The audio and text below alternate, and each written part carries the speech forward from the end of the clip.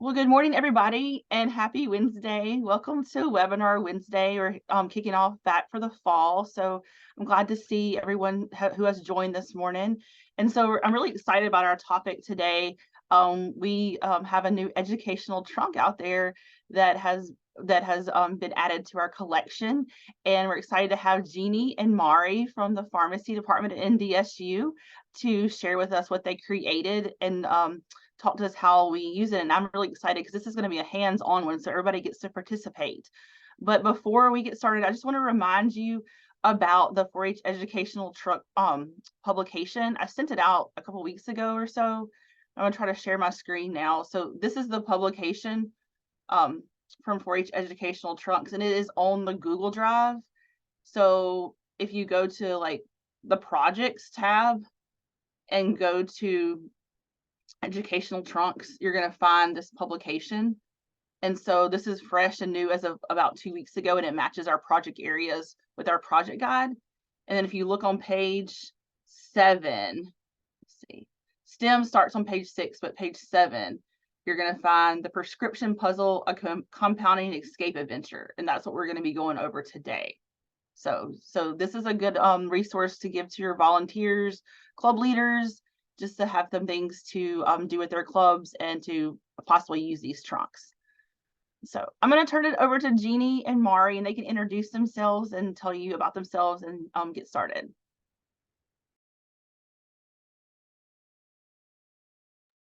All right. Good morning, everyone. Thank you for having us. I am Jeannie Frenzel. I'm a professor in the School of Pharmacy at NDSU, and I'm also the co-director of recruitment. And so this is part of our recruitment, creating mobile compounding experiences. And the one that we created specifically for your 4-H clubs is a game, an escape room game. So we're really excited about this one and think it fits really well with the members that you have locally. And I think they'll really find it to be fun. And so with me today is Mari Loy, who is the Pharmacy Operations Senior Manager at Essentia Health. So I will talk about the logistics and development of the tote, what to expect, or trunk, I should say, when you're checking it out. And then I'll turn it over to Mari, who will talk about actually using the trunk. She's got some great experience to share with you from her own work with the Golden Clovers. Just this a little bit. Talking. Okay, so we're calling our trunk the prescription puzzle, a compounding escape adventure. I also have my director of recruitment, Lisa Richter, listed on there, and unfortunately she had a conflict today, so she can't be with us. So when I created the description for this trunk, I was really hoping it would be engaging and really to appeal to groups who are looking for a mystery, solving puzzles, something challenging for the brain power and problem solving skills. And I also talk a little bit about pharmacy career readiness. So this trunk would be great for groups who want to know a little bit about what a pharmacist does, compounding, a hands-on experience, creating a lotion that they can take home and use themselves. And if they like puzzles, this is a perfect trunk for them. Here's what our trunk looks like. It is a larger trunk. It's got a handle and wheel, so it's mobile and easy to tote around. And then within the trunk, we have a facilitator guide, 10 pharmacy career quizzes, which are all wipeable. So we've got some expo markers in the trunk as well. 10 mortars and pestles, which are the pieces of equipment needed to compound our lotion. 10 spatulas, 10 jars of urea, which is our active ingredient in the lotion. 10 empty lotion bottles, which they can dispense and take home themselves, 6 puzzle pages, and then we'll have bottles of lotion for the compounding experience, essential oils, so they can customize the scent of the lotion, and some paper towels and name tags. So for the facilitator guide, it's our hope that either the leader of the group or maybe a member, an older member of the group who's willing to facilitate would quickly read through it. It's only 4 pages. Talks a little bit about how the activity is designed for 10 members, but if you have them working in partners, certainly we could accommodate 20, or you could repeat the experience as necessary. And to start the activity, we would ask that you set out the 6 mini totes in numerical order from 1 to 6, but not to open the totes because you need to solve those puzzles in order to unlock the totes and obtain the equipment needed to compound. You would start the activity by administering the pharmacy career quiz, which I'll give you a look at in a couple of slides. And right before starting the escape room, we have a little introduction in that yellow square towards the bottom of the screen, where we just thank you for choosing our escape room. Talk a little bit about the NDSU School of Pharmacy, what a pharmacist can do, and then we set the stage. And so we talked a little bit yesterday ahead of time, Megan and I, that we would have you actually solve the puzzles. So get ready to work. So here's your introduction to the activity. You are a pharmacist. A patient is at your pharmacy asking to pick up the medication prescribed for them by their doctor earlier in the day. The patient says to you, "My hands have been so rough and dry. My doctor said the medication you compound for me will help my hands feel better." Unusual, you think. I don't have a prescription, the ingredients, or the equipment needed to compound this medication. My compounding shelf is empty.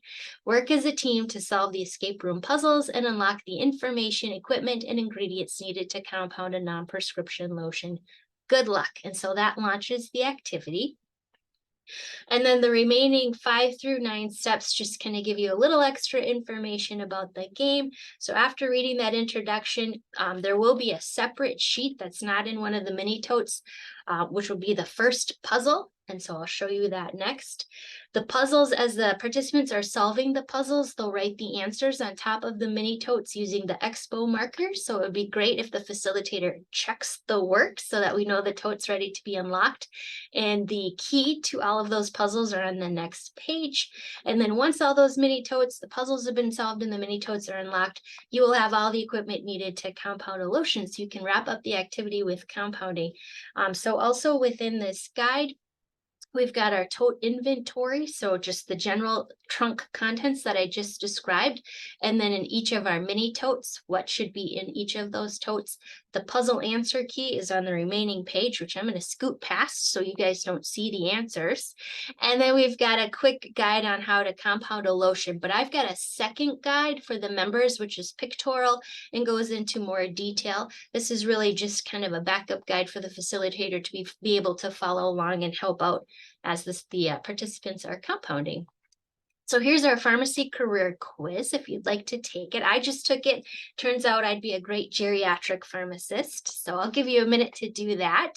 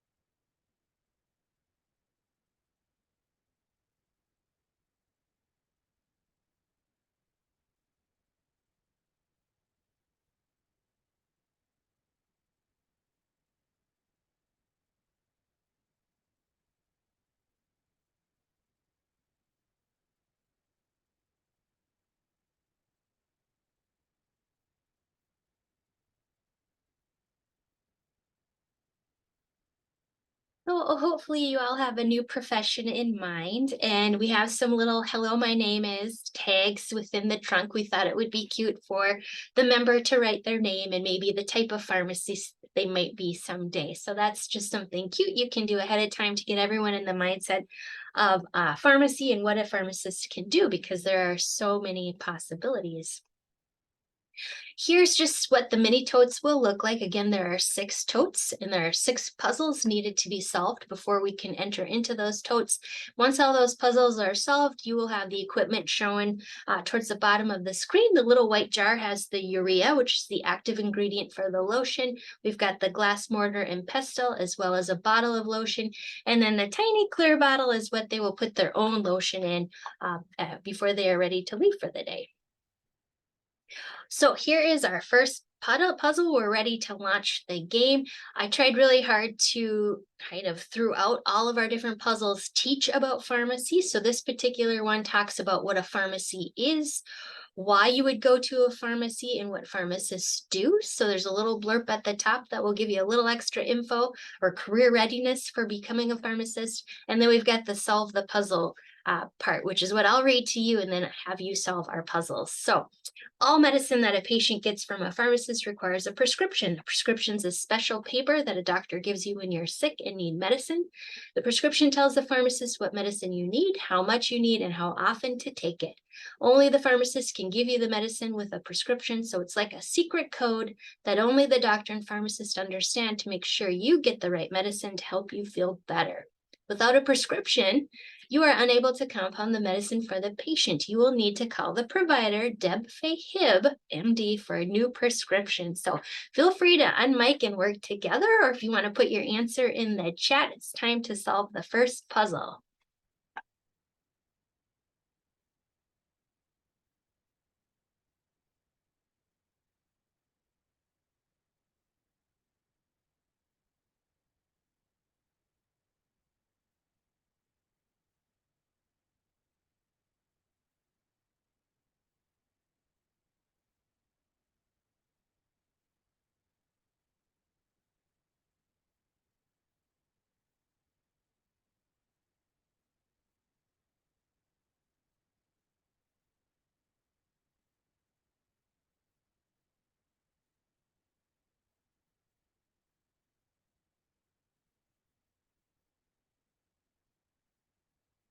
All right, fantastic work. So you've solved the provider's telephone number.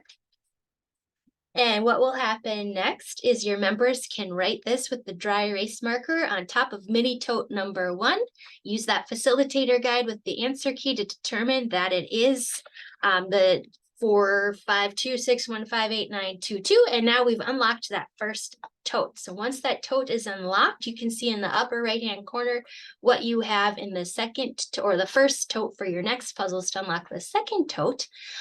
So on this particular page, now we're learning a little bit about prescriptions and what type of information is needed on a prescription in order for a pharmacist to be able to dispense a medication. For our solve the puzzle, you will need to use the information on the prescription, which is our second piece of paper, to determine what ingredients and equipment you will need. But wait, the prescription is incomplete, so you'll need to use the ciphers to solve the puzzle and record your answer on the cover of tote 2. So the prescription is that smaller box towards the bottom right corner, and if you look right next to the RX symbol, we've got 4 symbols, and if those are decoded, you will be able to determine what ingredient you need to compound your lotion. Oh, somebody's already got it. Wow. You are correct. So to solve the puzzle, just for example, so that first symbol is like a less than sign. So if you look at the cipher and find a similar sign, the U is within that less than sign. And so you would continue on with each of those characters and find out that urea, UREA, is what we need to put on the cover of Mini Tote 2 to crack the puzzle and unlock the tote. So in this next tote, we have revealed a bottle of lotion, one of your ingredients needed to compound, 3 calculators because this is a math puzzle. And then we've got information about compounding, which is making a special recipe for a medicine or customizing for a patient. We note that you could even make it for a pet. So you don't have to compound for people only. There are veterinary pharmacists. And then for solving the puzzle, it says at last you have one of the ingredients needed to compound the medication. For this compound, the lotion is considered a vehicle. So we're talking about why we're compounding with our ingredients. A vehicle delivers an active pharmaceutical ingredient to a patient. Lotions contain large amounts of water, and the water is used to dissolve the active ingredient. And now it says, oh no, not only are you still missing the urea, but you don't know how much to use in the compound. So looking back at that prescription that we just solved, or using the information on this page, we know that we're compounding a urea 5% lotion, and we're compounding a total of 50 milliliters of the lotion. So our puzzle is how many grams of urea do you need? And so for our younger members, we did include a hint. And then there's a little second piece of paper that's in the picture towards the bottom right corner. We did include a second, based on some feedback from Mari's group, a second page that helps you with the calculation should you need it. So I'll let you do the math.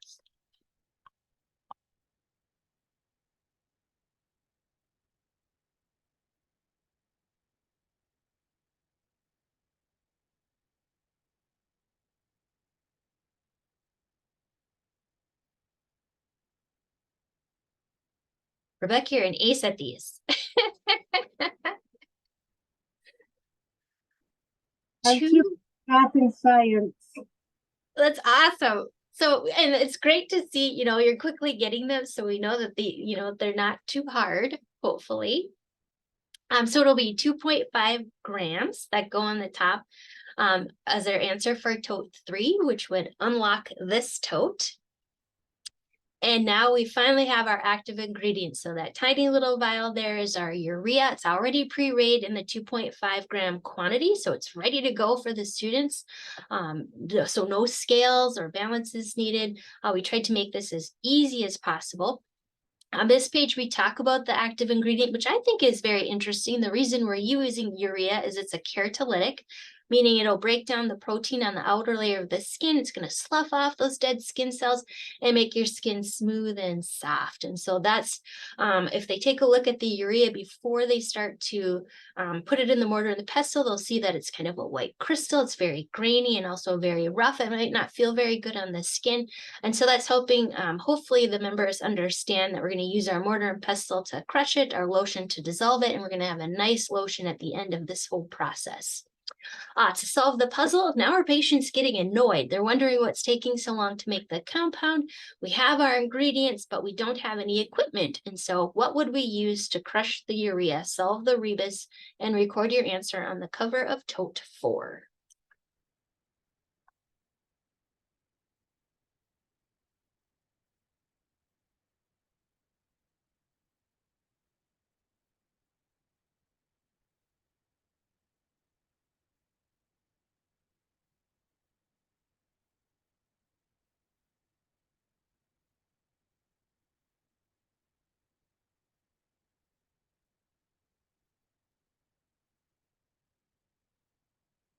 All right, Amber's got it correct. Mortar and pestle.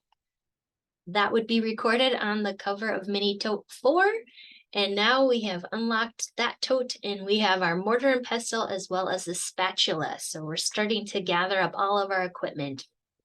On this particular puzzle piece, we learn a little bit about the label, why we would label medication and what information should be on that label, why it's important to have medication information so our patients know how to take the medication and use it. And then this puzzle here is we have almost all of the equipment needed, but now it seems like we're missing something to dispense the medication in. So solve the maze and record the answer on the cover of tote 5.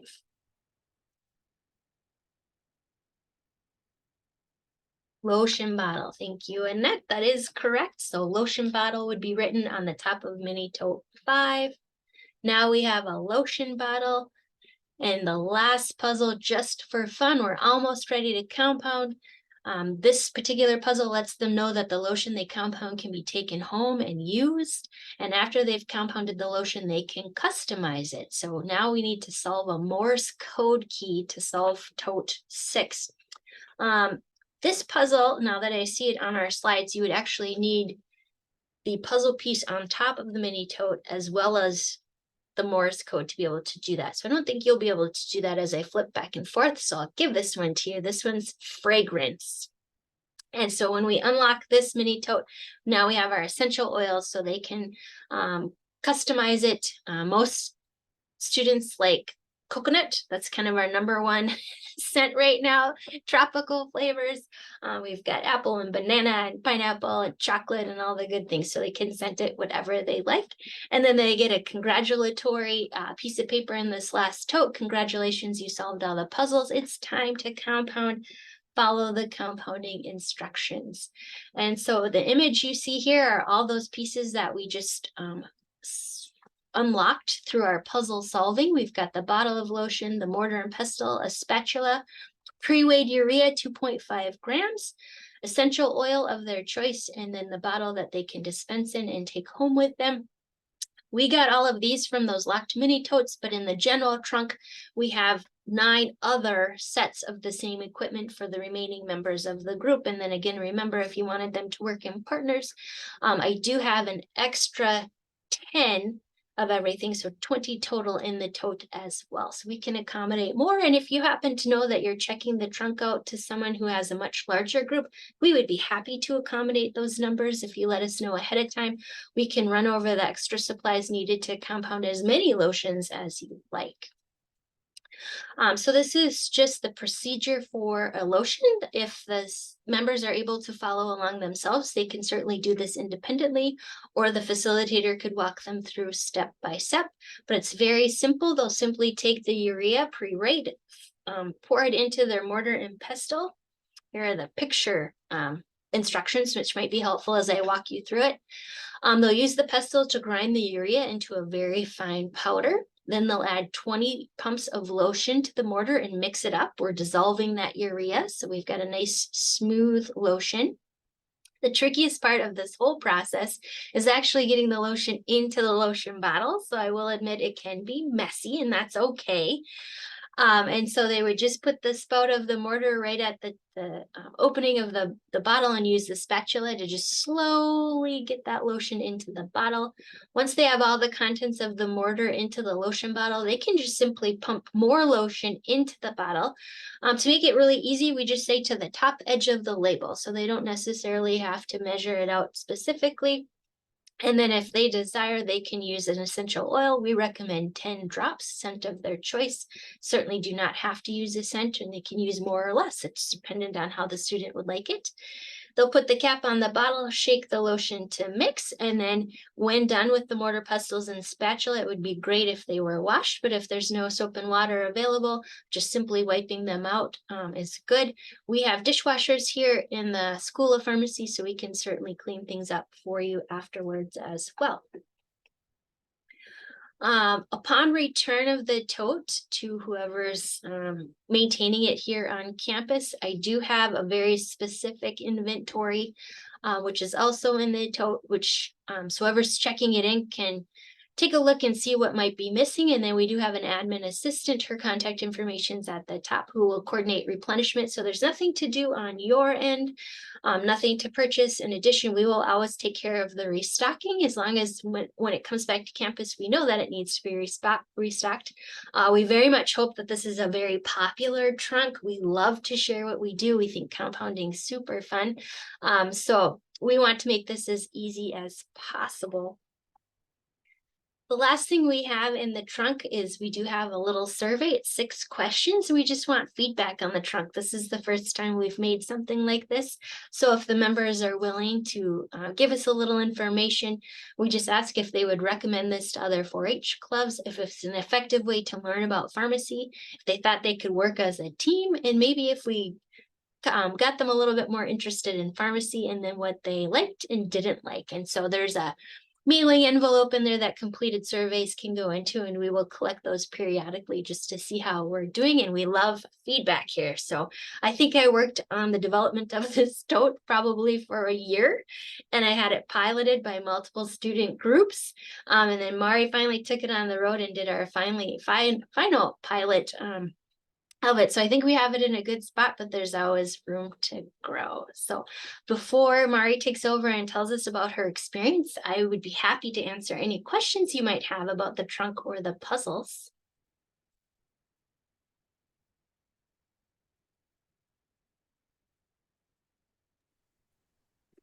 With the puzzle, there's one puzzle that the group solves together. Is that correct? They can solve they can work as a team. I think the expectation is they would work as a team to solve all of them together. But I think it's really customizable to the experience of the 4-H group. So if they wanted to do it and they wanted to divide them up and do pairs for each puzzle and then come together at the end, they could do it that way. They could do them all together. They could do one at a time. I think it would be whatever works best for the group. Yeah, thanks for that question, Annette. That's what we did with our Golden Clovers 4-H club. We have a young club.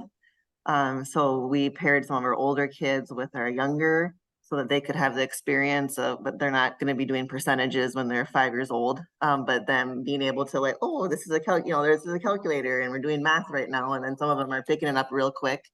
But yes, totally flexible in how you can divided up. Within our meeting, we divided and had each tote was a table. And we had a couple of kids around that table within those 6 different totes so that they could go quick. And it depends on your meeting structure too, right? Because sometimes you have an hour and a half and sometimes you have 2 hours total for your meeting. And sometimes doing them all in tandem or waiting for the next box is a little bit of a delay. So it really depends on your structure of your meeting is what we found within our first group. Great question. I see a question, from Rebecca, in the chat box. What age would you recommend for this if you were doing it with a single age group? Maybe like if you went to a school or something like that. Just so she's saying yes. Like if you went to school, what grade would you target? Just if you had to only choose one, is that what you're saying, Rebecca? So I do STEM education K through 6. So what of those age groups would I want to do the 3rd, 4th, 5th, 6th? Would I want to go more of the 4th, 5th, 6th?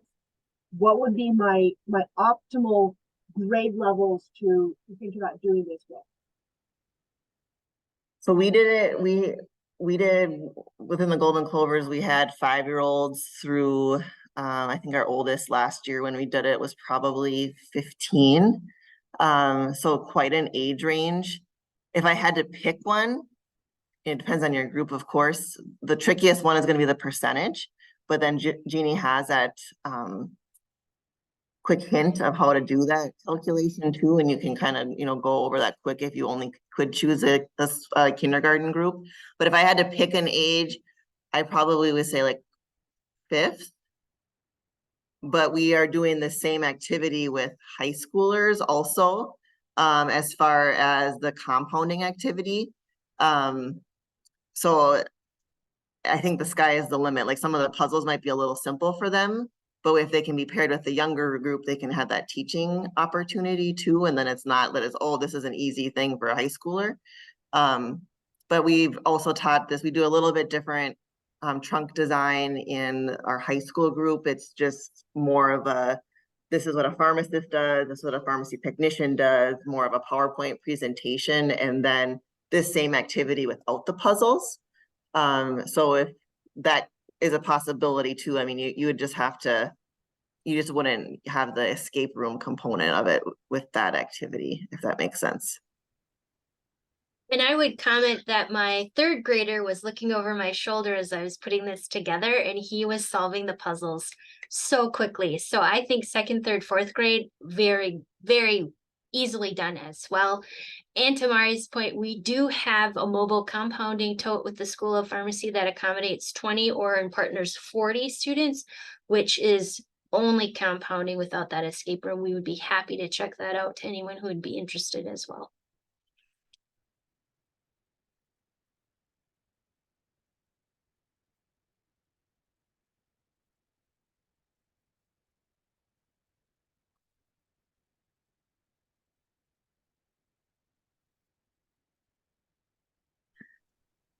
Sorry, I dropped the whole call for like 40 seconds. I'm sorry.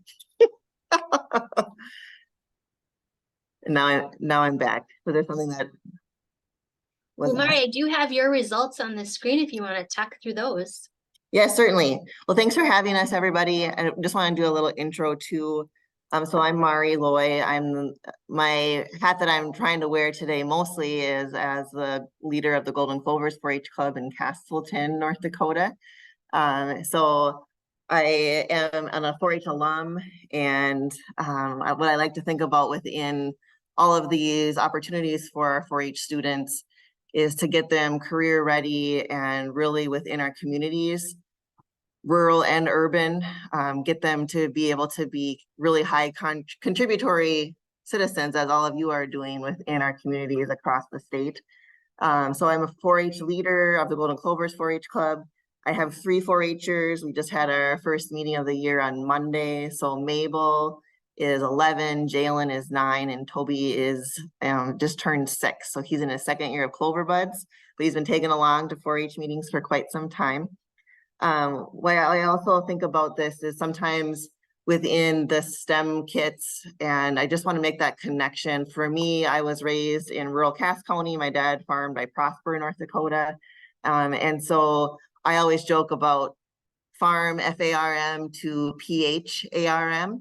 Sometimes within our rural communities, we don't always realize how important some of these roles as medical professionals are, also within our 4-H programming, because these farmers, and P-H-A-R-M-E-R, farmers like me, I'm a pharmacist, are also really important in our rural communities. And as Jeannie mentioned, we are seeing some gaps in our rural communities in access in healthcare and within our community. And so we want to make sure that we're really pushing forward some of these other roles that are both urban and rural professions. So that's my farm to farm plug, and making that applicable depending on your club. So maybe you have a livestock club and you're like, dude, this is like not related to my club. It actually really is, because somebody needs to have maybe a second role as that farming spouse in the community. And these roles are really important, even if we are doing a traditional farm environment within our families. I just wanted to tell a little bit of the story too within how we got to these results. But Mabel and I last fall were looking through our trunk that April Bernstein, our extension agent, who I'm sure you guys are super familiar with in Cass County, she diligently sends out. And we just noticed there wasn't a pharmacy trunk in there. And Jeannie, as my lifetime advisor, she always is so gracious and helping out with some projects and collaborating on things still today. We connected, and really they were working on a lot of recruitment things. So this trunk idea from 4-H really came into this work of recruitment for our health sciences students across the state and the region in Minnesota and South Dakota as well. But all of this is really coming from that trunk concept from the 4-H program. So really thank you guys so much for that. I also just wanted to put a little bit of a plug. We did receive the dates from you all about the upcoming volunteer project trainings that are happening across the state in the next couple of months in Oaks, Hazen, Williston, and Devils Lake. I don't have all of those lined up quite yet, but we're hopeful that we're going to be able to have someone that can go with the trunk to help get it hands-on and see it. And then also wanted to give you a little bit of a heads up that we did present, Mabel and I, my 11-year-old did present this also to the North Dakota Pharmacist Group last April at a poster presentation. So it's new to the pharmacist, so it's been introduced to the pharmacy community. If they weren't at the convention, they might not know about it. But we can also make some of those connections across the state. You don't need a pharmacist to attend your meeting by any means, but if you feel like you wanted to, the pharmacists in your community would be happy to collaborate with you and talk about the pharmacy profession as well. Not required, of course, but just wanted to give that little bit of a plug for this project that's been like Jeannie's mentioned, the last year. So our results, so our Golden Clovers 4-H Club, like I mentioned, we have 19 kids in our club. Really a lot of young clover buds, but then also some that are sprinkled in. We really had a restart, as I'm sure many clubs did across the state, in that 2020, 2021 revamp of really the world, of course. But within that space, we had a lot of partners that we partnered people up. We did some of the quizzes depending on how your students work. Some of the older kids, so Mabel and her friend Ava, were really helping to be the facilitator. I, of course, was in the background of this space to help them, and we did a project run before it. So we had it 2 weeks before our meeting. So we did do a run 2 weeks before so that we could feel like we were well prepared, and they felt strong in their facilitation in leading this as the 5th and 4th grader that they were last year. And then from there, we divided into groups. Jeannie showed that quiz. At the beginning, we did have a separate table for that, as depends on your space, right? So we had to have all these separate tables that we wanted to divide students up. We didn't want some groups waiting versus some to get to the next puzzle. So that was how we really organized it for that group at that time. And then they did the compounding, and they had a lot of fun with that. They were amazed at the mortar and pestle and how something that those urea crystals are so rolly, and they had a blast picking out the fragrance that they were doing. They also really enjoy doing the results page. And of course, you know, me being the 4-H leader and the mom that I am, I couldn't help myself but look at some of the comments that they had. And my 9-year-old is a self-proclaimed engineer. And so he's not choosing pharmacy as a career because he's 3rd grade, and so he's already done the engineering part. But within the participant feedback, so that review that Jeannie had also within the survey, so 16 out of 19 of our club members agreed or strongly agreed that they would recommend the experience to others. 18 agreed that the activity was effective to learn about pharmacy. 14 agreed that they were able to work together with it. And then 9 out of 19 were interested in a pharmacy as a career. They really had a fun time with the lotion. And then of course the people that had to clean up, they didn't like the messy part. So then that was their feedback on how it was a little bit messy for them, but they really enjoyed it. And we were excited to bring this thought of pharmacy into maybe something that was new for them to think about. And those are the things that I had. Any questions?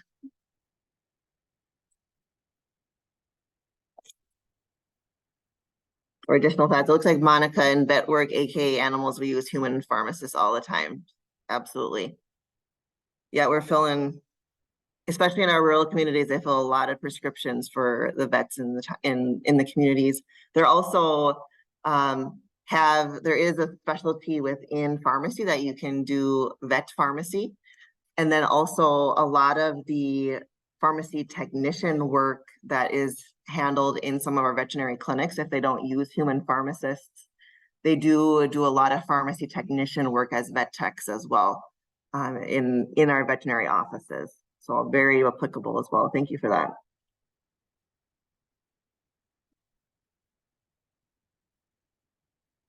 And I guess one last comment on timing, just kind of putting it all together, dependent on the ages of your members, but I would anticipate that the puzzle solving would take approximately 30 minutes, and then the compounding would take approximately 20 minutes. So it's a nice 45 to 60 minute activity total, in my estimation. And I was wondering too, is there anything in the trunk that could be like given to the kids to take home, like about the School of Pharmacy, or like about like what a pharmacist does, or any like stickers or swag or anything, just to like take that piece home? Yes, we have a couple of really fantastic one-page handouts, which are also included in the trunk. So thanks for the reminder. We've got the American Association of Colleges of Pharmacy publishes some really nice handouts. One is 100 plus exciting pharmacy careers. I think oftentimes we think of pharmacists in the singular role of just being in a community space and dispensing medications, but there are so many more things that a pharmacist can do. So that's a really great handout. It's one of my favorites. We also have some specific information to the pathways into the pharmacy program here at NDSU. So there are multiple ways to pursue a degree. And I think we might have one additional one that talks about just pharmacy in general, why you might make a good pharmacist, what characteristics you might have that would make you a good pharmacist. So.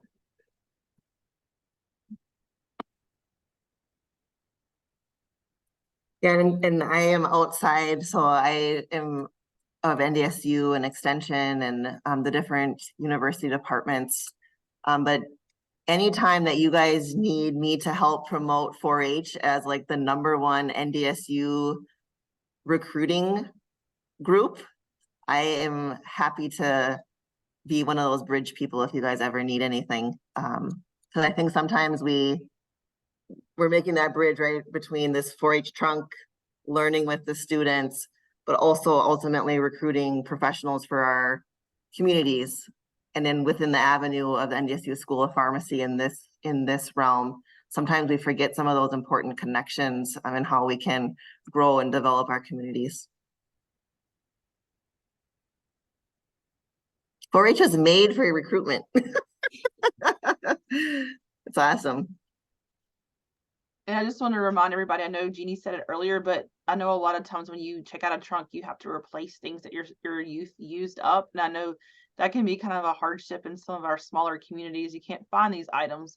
But as she said earlier, that you don't have to replace these items, that the school pharmacy will get those. So don't let that be like a barrier to checking this out as well. We wanted this to be a very easy, engaging, and fantastic experience for the 4-H groups. So hopefully you'll find it to be so. Hopefully this is a really popular trunk that gets checked out. We're excited about it and we want to make it happen.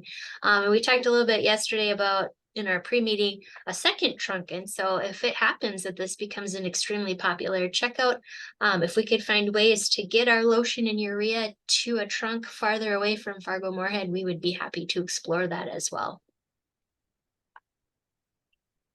So I see Monica asked the question, how do we check it out? Thanks for asking that. In the beginning, I showed the PDF or file of the educational trunks handout that's sent out like maybe a week or so ago. It's on the Google Drive. And so you would just like look on there and pick out what you want, and then there's another handout as well, another document that shows you how to actually check it out. And it involves using your Outlook calendar. It's all connected to that, so you can see if it's already reserved, and you can put your name on there to check it out. So that's how you would officially check it out. So just like all the other trunks, it's the same way. Yeah, that's right, like all the other trunks. Yeah, but she was just emphasizing that we only have one here in Fargo just due to getting the supplies replenished. We don't have a set out in Morton County right now.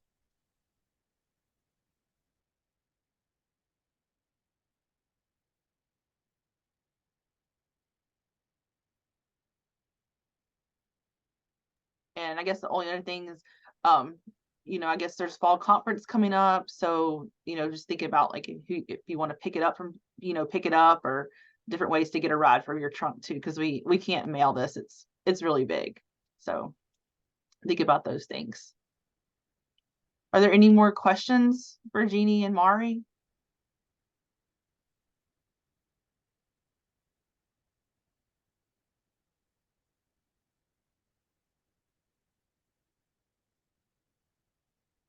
Okay, well, I just want to thank them so much for doing this today. It was very exciting. And I was just thrilled when they reached out to us and be like, hey, we have a new resource. That's just very exciting when other people partner with us and bring their knowledge in and share things. So I really do appreciate Mari and Jeannie doing this. And so I appreciate everybody joining us for the webinar Wednesday, and get that trunk checked out, and share it with your volunteer leaders in your clubs, and take it to the schools too.